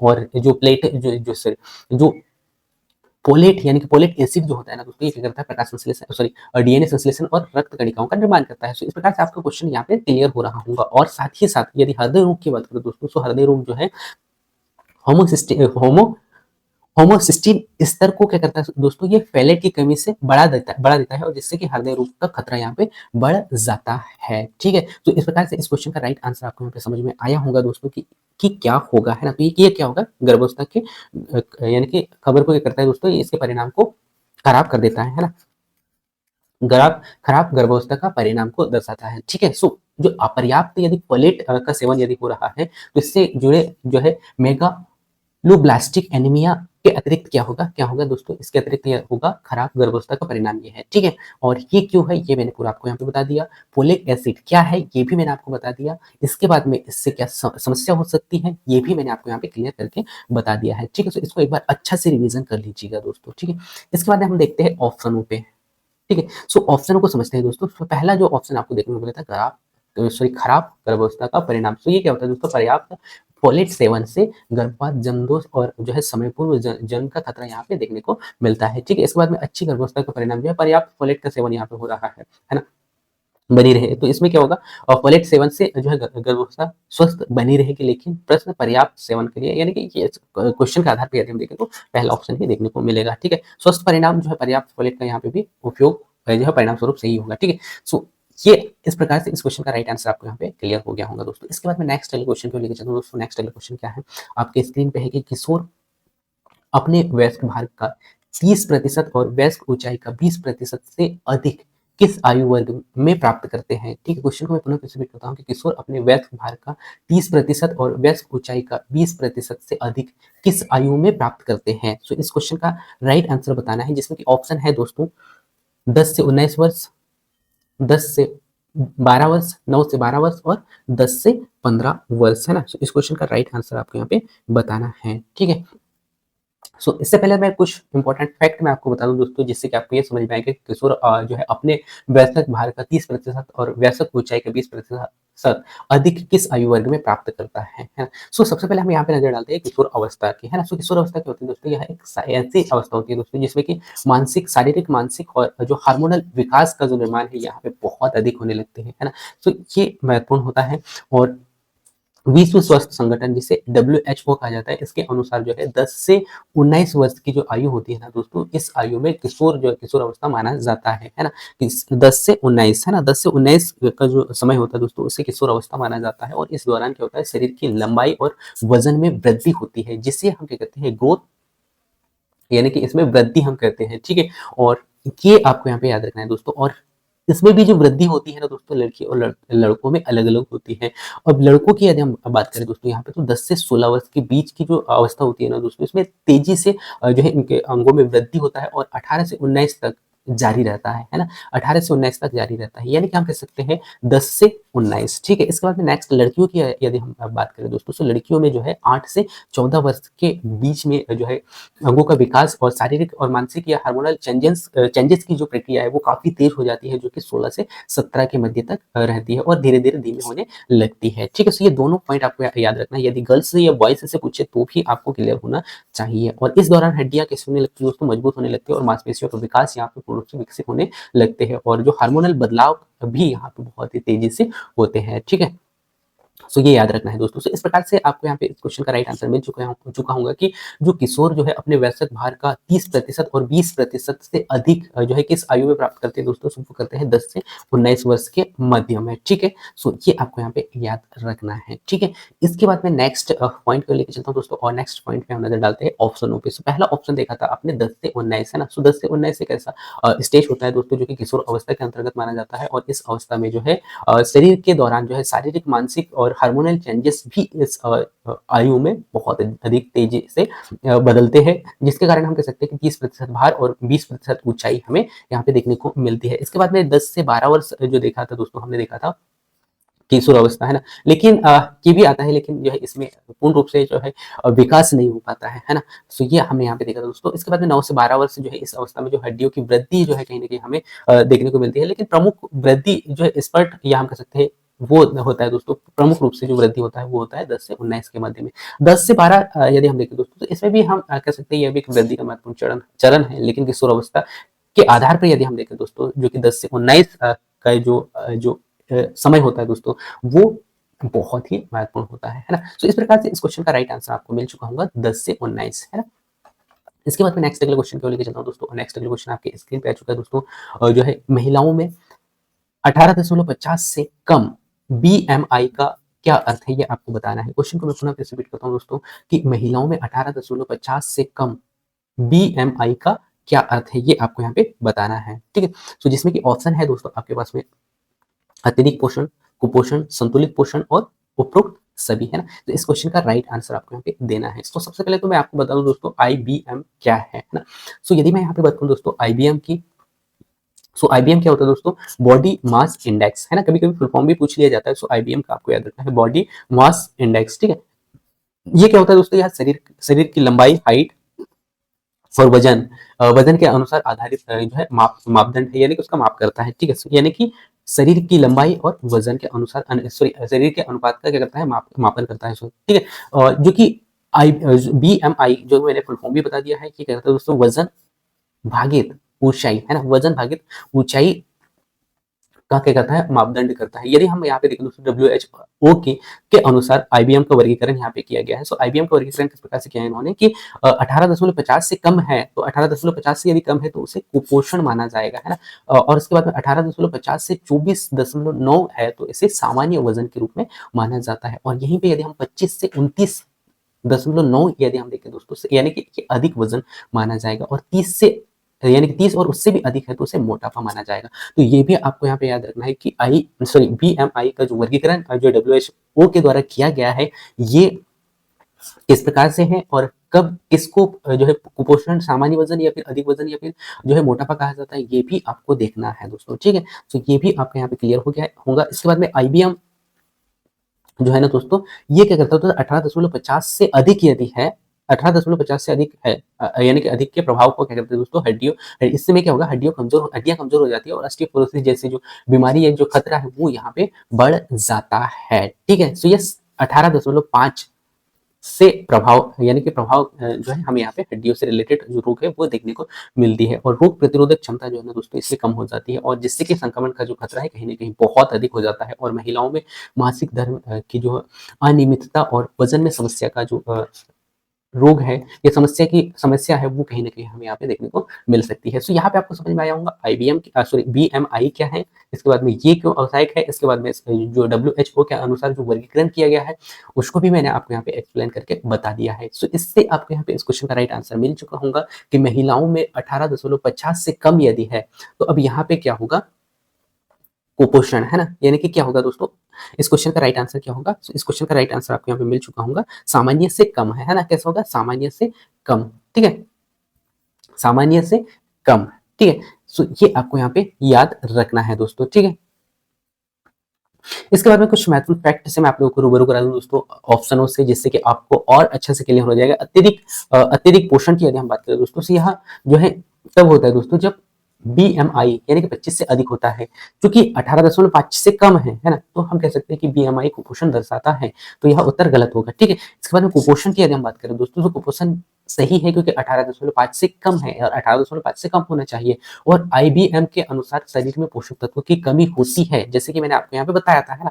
18.50 से कम है ना, तो 18.50 से 24.5 है, तो ये सामान्य वजन, सॉरी 18 कम है, 18.5 से कम है, तो ये कुपोषण के अंतर्गत आएगा, है ना। और यदि 18.5 से अधिक है, जो कि 24.9 के मध्य में है, तो वो सामान्य के अंतर्गत आएगा, ठीक है। तो इससे आपको यहाँ पे समझ में आ गया होगा, ठीक है। इसके बाद में नेक्स्ट अगला ऑप्शन की ओर देखें दोस्तों, तो संतुलित पोषण यहाँ पे दिया है। संतुलित पोषण में क्या, जैसे कि मैंने आपको बताया था 18.5 से अधिक है तो उसे संतुलित पोषण माना जाएगा। और उपरोक्त सभी, यानी कि हम ये नहीं कर सकते, है ना, क्योंकि BMI जो है 18.5 सिर्फ कुपोषण को दर्शाता है, ठीक है। तो इसीलिए ये भी ऑप्शन जो है गलत हो जाएगा, ठीक है। तो इस प्रकार से इस क्वेश्चन का राइट आंसर जो है सेकंड ऑप्शन आपको देखने को मिला था दोस्तों, कुपोषण, है ना। जो महिलाओं में 18.5 से कम होता है तो वो IBM के अंतर्गत आएगा दोस्तों, कुपोषण, है ना। तो ये आपको यहाँ पे याद रखना है। और WHO के द्वारा जो और यहाँ पे वर्गीकृत किया गया दोस्तों, ये इसको तो आपको याद रखना ही है क्योंकि ये बहुत ही वेरी वेरी इंपॉर्टेंट है। अब यहाँ पे कमी आपको दिया था, कभी ज्यादा भी दे सकता है या फिर सामान्य दे सकता है या फिर जो है उससे अधिक, यानी कि मोटापा का कारण को दे सकता है, ठीक है। तो मोटापा का कारण जो होगा 30 से अधिक, है ना। तो ये भी आपको यहाँ पे याद रखना है दोस्तों। इसके बाद में नेक्स्ट अगले क्वेश्चन को लेकर चलता हूँ दोस्तों। नेक्स्ट अगले क्वेश्चन आपके स्क्रीन पे आ चुका है और क्वेश्चन आपसे पूछा गया दोस्तों, गंडमाल यानी कि घेंगा, है ना, घेंगा रोग जिसे कहा जाता है गंडमाला और क्रेटिनिज्म का मुख्य जो है पोषणीय कारण आपको यहाँ पे बताना है कि क्या है ना। क्वेश्चन को मैं पुनः फिर से रिपीट करता हूँ दोस्तों। क्वेश्चन है कि गंडमाला और क्रेटिनिज्म का मुख्य पोषणीय कारण क्या है। सो ऑप्शन है आपके पास में दोस्तों, आयरन की कमी, नेक्स्ट ऑप्शन है फ्लोराइड की कमी, नेक्स्ट ऑप्शन है आयोडीन की कमी या फिर सोडियम की कमी। तो इस क्वेश्चन का तो राइट आंसर आप देख ही पाओगे, मैं ऐसा आशा करता हूँ दोस्तों, है ना, कि जो घेंगा रोग जो रोग होता है ना दोस्तों, किसकी कमी के कारण होता है? आयोडीन की कमी के कारण होता है ना? किसके कारण होता है? आयोडीन की कमी के कारण होता है। अब ये हम यहाँ पे समझते हैं आयोडीन का महत्व क्या है। सो आयोडीन क्या है दोस्तों? ये थायराइड ग्रंथि द्वारा थायरॉक्सिन हार्मोन्स का उत्पादन करता है ना? ये क्या करता है? थायराइड जो ग्रंथि यानी कि यहाँ क्या करता है? थायराइड ग्रंथि द्वारा थायरॉक्सिन, कौन सा हार्मोन? थायरॉक्सिन हार्मोन्स का उत्पादन करता है। ये आपको यहाँ पे याद रखना है दोस्तों, जो कि यह शरीर के चय अपचय और वृद्धि के विकास में महत्वपूर्ण होता है। कौन सा? थायरॉक्सिन हार्मोन्स, ठीक है। सो आयोडीन की कमी से होने वाले रोग क्या है दोस्तों? जैसे कि हमने यहाँ पे देखा था गंडमाला, जिसे क्या कहा जाता है? जिसे कहा जाता है घेंगा रोग, ठीक है। इसके बाद में हमने देखा था इसमें दोस्तों कि यह थायराइड की यानी कि थायराइड की असामान्य वृद्धि और गर्दन में क्या हो जाती है? इसमें सूजन जो है दिखने लगती है, ठीक है, जिसे घेंगा रोग भी कहा जाता है। और आयोडीन की कमी से क्या होगा दोस्तों? थायरॉक्सिन हार्मोन्स का उत्पादन यहाँ पे कम होगा, और जिससे कि क्या होगा? थायरॉक्सिन ग्रंथि अधिक यानी कि अधिक थायरॉक्सिन ग्रंथि क्या करेगी? यहाँ पे अधिक काम करने लगेगी, और यदि अधिक काम करने लगेगी तो कहीं ना कहीं उसका आकार बढ़ने लगता है, ठीक है। सो यही कारण है कि जो है गले का जो आकार है, यानी कि गले में एक प्रकार से आकार बढ़ने लगता है, ठीक है। इसके बाद में यदि मैं यहाँ पे बात करूँ दोस्तों क्रेटिनिज्म की, सो क्रेटिनिज्म क्या होता है दोस्तों? यह एक आयोडीन की गंभीर कमी के कारण, या हम कह सकते हैं शिशुओं और बच्चों में होता है दोस्तों, है ना। क्या करता है? ये आयोडीन की कमी के कारण, यदि हम बड़ों की बात करें दोस्तों, वयस्क व्यक्तियों की बात करें दोस्तों, तो उसमें थायराइड ग्रंथि यानी कि थायरॉक्सिन का उत्पादन करने में सहायक होता है, और यदि इसकी कमी होती है तो घेंगा रोग जैसी समस्याएं हमें देखने को मिलती है। लेकिन यहीं पे यदि हम बात करें दोस्तों बच्चों में, है ना, या शिशुओं में, तो शिशुओं में क्या करता है? ये आयोडीन की कमी के कारण क्या होता है? इसमें शिशुओं और बच्चों में ये क्रिएटिनिज्म जैसी जो समस्या है वो हमें यहाँ पे देखने को मिलती है, जिससे क्या होगा कि बौद्धिक क्षमता यानी कि बौद्धिक क्षमता होगी, यानी कि इनकी बुद्धि कम चलेगी, यानी कि इनकी मानसिक मानसिक बुद्धि जो है कम होगी। इसके बाद में वृद्धि कम होगी, है ना, और कहीं ना कहीं वृद्धि में भी, यानी कि उनके आकार में, उनके हाइट में या फिर उनके हेल्थ में भी कहीं ना कहीं वृद्धि बहुत कम होगी, और सुनने व बोलने में कहीं ना कहीं काफी समस्या हमें देखने को मिल सकती है, ठीक है। तो ये आयोडीन की कमी के कारण है, ठीक है। तो ये आपको यहाँ पे याद रखना है दोस्तों। तो इस प्रकार से इस क्वेश्चन का राइट आंसर सी ऑप्शन हो चुका है, यानी कि आयोडीन की कमी के कारण जो है घेंगा रोग होता है। और आयोडीन क्या काम करता है वो भी मैंने आपको बता दिया, क्योंकि ये थायराइड ग्रंथि द्वारा थायरॉक्सिन हार्मोन्स का स्रावन करता है, और इसकी कमी से क्या क्या हो सकता है ये पूरा डिटेल पॉइंट मैंने आपको यहाँ पे बता दिया है दोस्तों, ठीक है। और आयोडीन की कमी से थायरॉक्सिन हार्मोन्स का उत्पादन कम हो जाता है ना, यानी कि आयोडीन की कमी से क्या होगा? थायरॉक्सिन हार्मोन्स का उत्पादन कम होगा, और यदि उत्पादन कम होगा तो जिससे क्या होगा? ग्रंथि अधिक काम करना स्टार्ट कर देगा, और ग्रंथि यदि अधिक काम करता है तो क्या होगा? यहाँ पे आकार बढ़ने लगता है, ठीक है। तो ये तो वयस्क में होता है। यही पे यदि हम बच्चों की बात करें दोस्तों, तो इसमें बच्चों में क्या होगा? शिशु बच्चों में यदि ये होता है, तो यानी कि इस प्रकार से यदि आयोडीन की कमी होती है तो कहीं न कहीं बौद्धिक अक्षमता, यानी कि बच्चे जो है कमज़ोर हो सकते हैं, है ना? और जो है उनके वृद्धि में भी कहीं न कहीं हाइट हो गया या फिर हेल्थ हो गया, इनमें भी कहीं न कहीं काफ़ी कमी जो है हमें यहाँ पे देखने को मिलेगा। साथ ही साथ सुनने एवं बोलने में समस्या हो सकती है, ठीक है? तो ये याद रखना है। इसके बाद हम नज़र डालते हैं दोस्तों ऑप्शनों पे। पहला ऑप्शन देखा था हमने आयरन की कमी से। तो जी हाँ, जो ये क्या है? एनीमिया का कारण बताती है, जो कि घेंगा या फिर हम कह सकते हैं क्रिटिनिज़्म से संबंधित है। तो इस प्रकार से क्वेश्चन का राइट आंसर फर्स्ट ही हो गया था। यदि हम देखें दोस्तों फ्लोराइड की कमी है ना, तो फ्लोराइड क्या होता है दोस्तों? फ्लोराइड आप सभी को पता होगा दोस्तों, जो कि हड्डी और दांतों, है ना, दांतों की कमजोरी का कारण बनता है। लेकिन थायराइड की यदि हम बात करें दोस्तों, तो थायराइड से संबंधित नहीं होता है। सो सेकंड क्वेश्चन आपके यहाँ पे क्लियर हुआ दोस्तों कि फॉलिक एसिड सॉरी फ्लोराइड की कमी से क्या होता है? दांतों और हड्डियां कमजोर हो जाती है, ठीक है। इसके बाद में आयोडीन की कमी, जो कि मैंने आपको बताया, सॉरी आयरन की कमी, यहाँ सॉरी यहाँ पे माफ कीजिएगा, आयरन की कमी है। सो आयरन की कमी एनीमिया का कारण बताती है दोस्तों, जो कि एनीमिया के बारे में मैंने आप लोगों को जो है पिछले क्वेश्चन में बता दिया था, ठीक है। आयोडीन की कमी इस क्वेश्चन का राइट आंसर होगा, जो कि घेंगा जो रोग है इसको दर्शाता है, ठीक है। इसके बाद में सोडियम की कमी जो है ना दोस्तों, सोडियम की कमी क्या करता है? सोडियम की कमी के कारण क्या होगा? रक्तचाप कम हो जाता है, और जो है डिहाइड्रेशन का कारण ये बताता है, ठीक है। सो ये भी आपको यहाँ पे याद रखना है। सो यहाँ से आपका जो है एक क्वेश्चन कंप्लीट नहीं हुआ दोस्तों, यहाँ से 4 क्वेश्चन कंप्लीट हो। पहला आयरन की कमी से क्या होता है? एनीमिया का कारण को दिखाता है, ये एनीमिया के कारण को बताता है। दूसरा मैंने आपको बताया था पॉलिक एसिड की, यानी कि पॉलिक की कमी, है ना। तो पॉलिक की जो कमी जो होता है ना दोस्तों, वो दर्शाता है दांतों एवं हड्डियों की कमजोरी को, ठीक है। इसके बाद में आयोडीन, जो कि घेंगा रोग से है, जो कि इस क्वेश्चन का राइट आंसर होगा, ठीक है। इसके बाद में सोडियम की कमी क्या होता है साथियों? सोडियम की कमी जो है रक्तचाप, यानी कि सोडियम की कमी के कारण रक्तचाप कम हो जाता है और डिहाइड्रेशन का कारण बनता है, ठीक है। तो ये आपको यहाँ पे याद रखना है दोस्तों, ठीक है। इसके बाद में नेक्स्ट अगले क्वेश्चन को लेकर चलता हूँ दोस्तों। नेक्स्ट अगला क्वेश्चन है हेपेटाइटिस सी का दीर्घकालिक संक्रमण किसका कारण बताता है? ये आपसे यहाँ पे क्वेश्चन पूछा गया है दोस्तों, ठीक है। तो पहला ऑप्शन आपके पास में है दोस्तों दीर्घकालिक यकृत संक्रमण। नेक्स्ट ऑप्शन है दोस्तों ल्यूकेमिया, थर्ड ऑप्शन है दोस्तों अग्नाशय की सूजन और फोर्थ ऑप्शन है दोस्तों हृदय रोग, है ना। तो इस क्वेश्चन का राइट आंसर आपको यहाँ पे देना है। इससे पहले कुछ महत्वपूर्ण फैक्ट मैं आपको यहाँ पे बता देता हूँ दोस्तों, है ना। क्या, यदि हम यहाँ पे देखें दोस्तों हेपेटाइटिस, है ना, यदि आप हेपेटाइटिस को समझते हैं तो कहीं ना कहीं इस क्वेश्चन का आंसर आप बहुत ही इजीली दे पाओगे। तो हेपेटाइटिस क्या होता है दोस्तों, हेपेटाइटिस की यदि हम यहाँ पे बात करें दोस्तों, है ना, हेपेटाइटिस की यदि हम यहाँ पे बात करें दोस्तों, तो क्या है हेपेटाइटिस, यानी कि एक प्रकार के रोग है, यहाँ हम कह सकते हैं HCV के कारण होने वाला एक संक्रमण रोग है दोस्तों, यकृत संबंधित रोग है ना, संक्रमित यकृत रोग होता है हेपेटाइटिस, ठीक। ये भी आपको यहाँ पे याद रखना दोस्तों। और यह रक्त और शरीर में जो है तरल पदार्थों के माध्यम से फैलता है। कैसे फैलता है ये भी मैंने आपको बता दिया दोस्तों कि कैसे रक्त और शरीर में जो तरल पदार्थ जो होते हैं, वसा वाले जो पदार्थ जो होते हैं ना दोस्तों, उनके माध्यम से करता है फैलता है, ठीक है। और यदि यह लंबे समय तक रहा दोस्तों तो ये सिरोसिस या फिर लिवर कैंसर और साथ ही साथ लिवर फेलियर का कारण भी बन सकता है, अधिकता के कारण, ठीक है। सो हेपेटाइटिस क्या है, हेपेटाइटिस आपको समझ में आ गया होगा कि ये एक प्रकार से जो है यकृत संबंधित संक्रामक रोग होता है जो कि रक्त और शरीर के तरल पदार्थों के माध्यम से फैलता है, ठीक है। और यह जो है लंबे समय तक यदि रहा तो कहीं न कहीं सिरोसिस या फिर लिवर कैंसर जैसी जो समस्या है या फिर लिवर फेलियर जैसी जो समस्या है वो हमें यहाँ पे देखने को मिल सकती है दोस्तों। इसके बाद में नेक्स्ट अगला आपको यहाँ पे याद रखना है दोस्तों पॉइंट कि हेपेटाइटिस सी के लक्षण क्या हमें देखने को मिलते हैं। शुरू में कोई लक्षण यहाँ पे नहीं दिखाई देते, लेकिन लंबे समय बाद जो है थकान, पेट दर्द या फिर भूख न लगना या फिर जो है पीलिया जैसी जो समस्या और लिवर का खराब होना, ये इत्यादि इनके जो लक्षण हैं वो जो है हेपेटाइटिस के लक्षण हमें देखने को मिलते हैं दोस्तों, ठीक है। सो यहाँ पे आपको समझ में आ गया होगा दोस्तों हेपेटाइटिस क्या है, ठीक है। तो इस प्रकार से इस क्वेश्चन का राइट आंसर आप यहाँ पे देख पा रहे होंगे, मैं ऐसा आशा करता हूँ, है ना। क्या होगा, दीर्घकालीन यकृत संक्रमण, है ना, यकृत से संबंधित रोग है हेपेटाइटिस, ठीक है।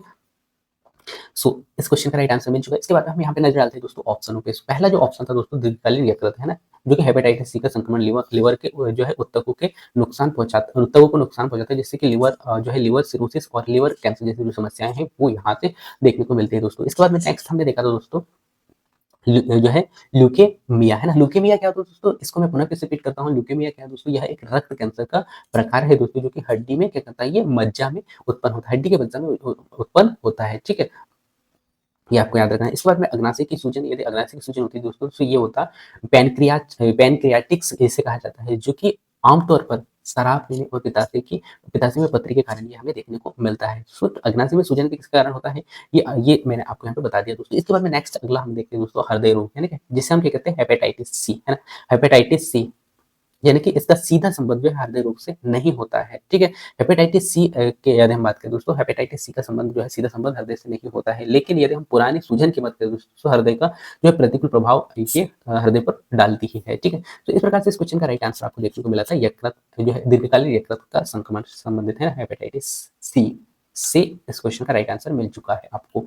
और क्यों है, क्या है और इससे क्या-क्या पॉइंट बन सकते थे, इन सभी के बारे में मैंने आपको यहाँ पे बता दिया है। इसके बाद मैं नेक्स्ट अगले क्वेश्चन को लेकर चलता हूँ दोस्तों। नेक्स्ट अगला क्वेश्चन आपके पास में है कि भारत में सार्वभौमिक टीकाकरण कार्यक्रम में हेपेटाइटिस बी का टीका किस वर्ष से शामिल किया गया है? क्वेश्चन को मैं पुनः फिर से रिपीट करता हूँ कि भारत में सर्वाधिक टीकाकरण कार्यक्रम में हेपेटाइटिस बी का टीका किस वर्ष से शामिल किया गया है था, ये आपको यहाँ पे बताना है। जिसमें तो ऑप्शन है दोस्तों 2002 से 2003 या फिर 2000 या 2001 या फिर 2011 से 2013 के मध्य में या फिर 2014 से 2015, है ना। तो इस क्वेश्चन का राइट आंसर आपको यहाँ पे बताना है। सो आप सभी को बता दूं दोस्तों कि जो भारत में सर्वाधिक टीकाकरण कार्यक्रम है, सार्वभौमिक टीकाकरण कार्यक्रम में जो हेपेटाइटिस बी का टीका जो है ना दोस्तों, ये स्टार्ट किया गया था 2002 से 2003 के मध्य में, है ना, 2002 से 2003 के मध्य में, यानी कि पहला ऑप्शन ही इस क्वेश्चन का राइट आंसर होगा।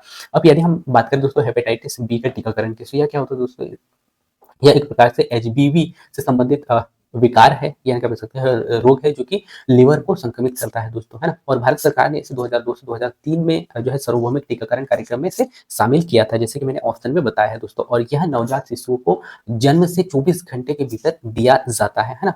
कब दिया जाता है, जन्म से 24 घंटे के भीतर, है ना, 24 घंटे के अंदर में दिया जाता है, ये आपको यहाँ पे याद रखना है। और टीकाकरण कितना खुराक दिया जाता है ये भी आपको याद रखना है दोस्तों। ये है 3 खुराक दिए जाते हैं, जिसमें कि जन्म के 6 माह पर सॉरी जन्म पर दिया जाएगा पहला, उसके बाद में 6 माह पर दिया जाएगा, उसके बाद में जो है 14 हफ्ते पर दिया जाएगा, है ना। तो 3 खुराक दिए जाते हैं जो कि जन्म पर, है, यानी कि 24 घंटे के भीतर, इसके बाद में 6 हफ्ते पर और 14 हफ्ते पर। इसके बाद में नेक्स्ट हम देखते हैं बूस्टर डोज भी यहाँ आवश्यक होता है दोस्तों, जो कि आगे दिया जाता है, ठीक है। सो हेपेटाइटिस क्या है ये मैंने आपको यहाँ पे बता दिया है। इसके बाद में भारत सरकार द्वारा 2002-2003 के मध्य में ये सार्वभौमिक टीकाकरण के रूप में ये शामिल किया गया था, चलाया गया था, और ये नवजात शिशु को 24 घंटे के भीतर, जन्म के 24 घंटे के भीतर दिया जाता है, ठीक है। इसके बाद में जो टीकाकरण जो खुराक जो है 3 प्रकार से दिया 3 खुराक दिए जाते हैं, जन्म पर, 6 हफ्ते पर और 14 हफ्ते पर। ये भी आपको यहाँ पे याद रखना है दोस्तों। यदि आप आज की क्लास में देखें दोस्तों एक-एक पॉइंट को, तो कहीं न कहीं एक-एक पॉइंट बहुत ही वेरी इंपॉर्टेंट है, और एक प्रकार से आपका एक बहुत ही ज़बरदस्त महा मैराथन क्लास है, क्योंकि इतना बहुत ही बारीकी से कोई भी एक्सप्लेन करके नहीं बताएगा दोस्तों। और आप सभी को बता दूं दोस्तों कि इसका पूरा कंप्लीट पीडीएफ भी आपको देखने को मिलेगा, जिससे कि आपको बहुत हेल्प यहाँ से मिलने वाला है, जिससे कि आप रिवीजन कर सकते हैं, है। इसके बाद में आप ऑप्शन पे नजर डालते हैं दोस्तों, जिसमें कि आपने देखा था 2002 से 2003 में, जो कि सही था, क्योंकि इसी समय जो है भारत सरकार ने क्या किया था दोस्तों, राष्ट्रीय टीकाकरण कार्यक्रम के तहत हेपेटाइटिस बी को जोड़ा था, ठीक है। इसके बाद में 2002 से 2001 के मध्य में यदि हम देखें दोस्तों, तो इस कार्यक्रम में शामिल नहीं था, है ना। और इस यदि हम 2011 से 2013 के मध्य में देखें दोस्तों, तो इस समय केवल संशोधन हुआ था, लेकिन यह पहली बार जो है 2002 से 2003 के मध्य में ही जोड़ा गया था, ठीक है। तो इस प्रकार से इसको ये ऑप्शन गलत हो गया, ठीक है। इसके बाद में नेक्स्ट अगले क्वेश्चन को लेकर चलता हूँ दोस्तों। नेक्स्ट अगला क्वेश्चन आपके स्क्रीन पे आ चुका है कि लाइकोपिन जैसे कुछ केरोटेनाइट्स यानी कि किसके शक्तिशाली स्रोत होते हैं। क्वेश्चन को मैं पुनः फिर से रिपीट करता हूँ दोस्तों कि जो है लाइकोपिन जैसे कुछ केरेटोनाइट्स किसके द्वारा शक्तिशाली स्रोत होते हैं, यानी है ना, किसके शक्तिशाली स्रोत होते हैं, ये आपको यहाँ पे बताना है दोस्तों। जिसमें कि ऑप्शन है दोस्तों, पहला ऑप्शन है एंटीऑक्सीडेंट गतिविधि द्वारा, या फिर हानिकारक गतिविधि, या फिर ऑक्सीडेंट गतिविधि, या फिर उपरोक्त सभी, है ना। इस क्वेश्चन का राइट आंसर आपको यहाँ पे बताना है दोस्तों। सबसे पहले तो कुछ फैक्ट मैं आपको बता दूं दोस्तों, लाइकोपिन जैसे जो है केरेटेनाइट्स, ये क्या है, ये हम यहाँ पे पहले समझते हैं दोस्तों। यदि मैं यहाँ पे बात करूँ दोस्तों लाइकोपिन की, है ना, सो लाइकोपिन क्या दोस्तों, ये एक प्राकृतिक केरेटोनाइट्स होता है दोस्तों, जो कि मुख्य रूप से क्या करता है, ये टमाटर, तरबूज और जो है लाल फल सब्जियों में ये पाया जाता है ना, लाइकोपिन, ठीक है। तो ये आपको याद रखना। पहला तो लाइकोपिन क्या है, ये जो है एक प्रकार से जो है कैरोटोनाइड होता है, जो कि मुख्य प्रकार से लाल पदार्थों यानी कि लाल फलों में पाया जाता है, जैसे कि टमाटर हो गया, तरबूज हो गया, है ना, या फिर मिर्ची हम कह सकते हैं, या मिर्ची नहीं कह सकते, लाल लाल दिखने वाली जो फल होते हैं उनमें, उन सब्जियों में पाया जाता है। और यह एक शक्तिशाली जो है एंटी ऑक्सीडेंट होता है दोस्तों, जो कि शरीर में मुक्त कणों से लड़ता है, और क्या करता है दोस्तों, कोशिकाओं को क्षति से बचाता है, ठीक है। इसीलिए महत्वपूर्ण है, ठीक है। इसके बाद में हृदय स्वास्थ्य और कैंसर जैसी जो समस्या है, इसमें भी मददगार होता है लाइकोपिन, ठीक है। लाइकोपिन कहाँ से प्राप्त होता है, हरी सब्जियों से प्राप्त होता है, टमाटर सॉरी हरी सब्जी नहीं बल्कि लाल सब्जियों से प्राप्त होता है, ठीक है, लाल फल सब्जियों से प्राप्त होता है, ठीक है। इसके बाद में नेक्स्ट अगला पॉइंट हम यहाँ पे देखते दोस्तों, एंटीऑक्सीडेंट क्या है ना। तो ये भी पॉइंट वेरी इंपॉर्टेंट है। जो है एंटीऑक्सीडेंट कि यदि हम यहाँ पे बात करें दोस्तों, तो ये एक प्रकार से एक ऐसा यौगिक होता है दोस्तों, जो कि शरीर में ऑक्सीडेंटिव स्टेट को कम करता है ना। ये क्या करता है, ऑक्सीडेंटिव स्ट्रेस को क्या करता है, कम करता है। इसीलिए ये भी काफी महत्वपूर्ण पॉइंट है। यदि मैं विटामिन सी की बात करूँ दोस्तों, वो चाहे विटामिन सी हो या विटामिन ई हो, या फिर बीटा कैरोटीन हो और सेलेनियम हो, अन्य प्रमुख जो है एंटीऑक्सीडेंट के मुख्य तत्व माने जाते हैं, ठीक है। तो ये भी आपको यहाँ पे याद रखना है दोस्तों। सो लाइकोपिन आपको समझ में आ गया होगा, प्राकृतिक केरोटोनाइड होता है, जो कि मुख्य रूप से टमाटर, तरबूज यानी कि लाल फल या सब्जियों में पाया जाता है, और यह एक शक्तिशाली डेंट माना जाता है, क्योंकि ये मुक्त रूप से जो है कणों से लड़ता है ना, मुक्त रूप से क्या करता है, शरीर में मुक्त रूप से कणों से लड़ता है, और कोशिकाओं को क्षति से क्या करता है दोस्तों, बचाता है, ठीक है। तो इस प्रकार से इस क्वेश्चन का राइट आंसर आपको यहाँ पे मिल चुका होगा। क्या है, एंटीऑक्सीडेंट गतिविधि, है ना, एंटीऑक्सीडेंट गतिविधि है, ठीक है। सो इस प्रकार से इस क्वेश्चन का राइट आंसर आपको यहाँ पे मिल चुका होगा दोस्तों, ठीक है। इसके बाद में कुछ महत्वपूर्ण फैक्ट से मैं रूबरू कर रहा हूँ दोस्तों। जैसे कि आपने पहला ऑप्शन देखा था, जो है एंटीऑक्सीडेंट गतिविधि है ना, यह एक प्रकार से जो है लाइकोपिन यानी कि शरीर में क्या होता है, मुक्त रूप से कणों को जो है सक्रिय करता है, और कोशिकाओं की रक्षा करता है, ठीक है। और हानिकारक गतिविधि जो कि लाइकोपिन स्वास्थ्य के लिए लाभदायक है, इसलिए यहाँ उत्तर गलत होगा, ठीक है। सो ये ऑप्शन आपने यहाँ पे देख लिया है दोस्तों, ठीक है। इसके बाद मैं नेक्स्ट अगले क्वेश्चन को लेकर चलता हूँ दोस्तों। नेक्स्ट अगला क्वेश्चन है, राष्ट्रीय अंधत्व नियंत्रण कार्यक्रम के अनुसार अंधत्व का मुख्य कारण आपको यहाँ पे बताना है। क्वेश्चन को मैं पुनः फिर से रिपीट करता हूँ, राष्ट्रीय अंधत्व नियंत्रण कार्यक्रम के अनुसार अंधत्व का मुख्य कारण आपको यहाँ पे बताना है। क्या मोतियाबिंद है, क्या बेरी है, या फिर विटामिन बी 12 की कमी है, या फिर इनमें से कोई नहीं, है ना। इस क्वेश्चन का राइट आंसर आपको यहाँ पे देना है दोस्तों, है ना। सो कुछ महत्वपूर्ण फैक्ट मैं आपको बता देता हूँ दोस्तों। पहले तो मोतियाबिंद क्या है ना? सो मोतियाबिंद की यदि हम यहाँ पे बात करें दोस्तों, ये आँखों की लेंस यानी लेंस की अपारदर्शिता को दर्शाता है दोस्तों, है ना? जिससे क्या होगा कि दृष्टिकोण धुंधली है, यानी कि दिखना कम हो जाता है, धुंधला दिखना स्टार्ट हो जाता है, यानी कि धुंधला दिखता है, ठीक है? सो मोतियाबिंद के कारण क्या होता है दोस्तों, आँखों की लेंस लेंस लेंस की कैसे हो जाती है दोस्तों, लेंस जो है अपरिवर्तक यानी कि अपारदर्शिता हो जाती है। अपारदर्शिता के जो गुण है कहीं न कहीं वो हमें देखने को मिलते हैं लेंस लेंस के रूप में, है ना? जिसमें क्या होता है कि दृष्टि यानी कि दिखना कैसा हो जाता है, धुंधला हो जाता है, और यह भारत में अंधत्व का सबसे बड़ा कारण भी माना जाता है। ठीक है? तो इस प्रकार से इस क्वेश्चन का राइट आंसर आपको यहाँ पे देखने को मिलेगा। राष्ट्रीय अंधत्व का जो कार्यक्रम अंधत्व कार्यक्रम जो है दोस्तों, वो किसको इंगित करता है? वो करता है मोतियाबिंद को, है ना? ठीक है? सो ये आपको यहाँ पे याद रखना है दोस्तों। इससे क्या होगा कि अपारदर्शिता, जो लेंस में आपने अपारदर्शिता पढ़ा होगा दोस्तों, वो जो है इसमें लेंस की अपारदर्शिता यहाँ पे दर्शाने लगी, यानी कि दिखने लगती है, जिससे कि क्या होगा कि यानी कि दृष्टि यानी कि देखना कैसे हो जाता है, कोई भी चीज़ को देखते समय धुंधला दिखाई देने लगता है, और यह भारत का अंधत्वता का सबसे बड़ा कारण माना जाता है। और इसका मुख्य कारण है दोस्तों, उम्र के साथ में उम्र बढ़ना, साथ-साथ धूम्रपान या फिर जो डायबिटीज़ जैसे जो रोग है उसके कारण, और यूवी किरण के संपर्क में आने के कारण ये होता है ना?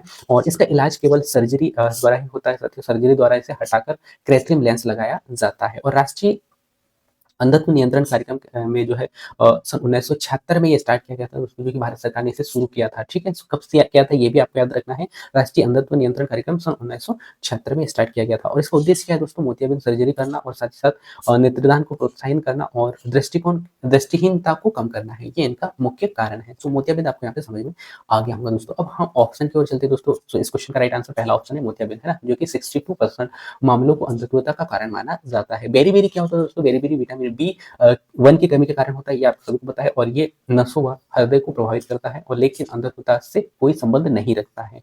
यही बात करें दोस्तों विटामिन बी 12 की, क्योंकि विटामिन बी 12 के बारे में भी मैंने आपको बता दिया था दोस्तों, कि करता है एनीमिया और न्यूरोलॉजिकल समस्याओं का कारण बनता है। लेकिन यदि हम अंधत्वता की बात करें दोस्तों, तो इसमें भी इसका कोई कार्य नहीं है, मुख्य कारण कोई नहीं है।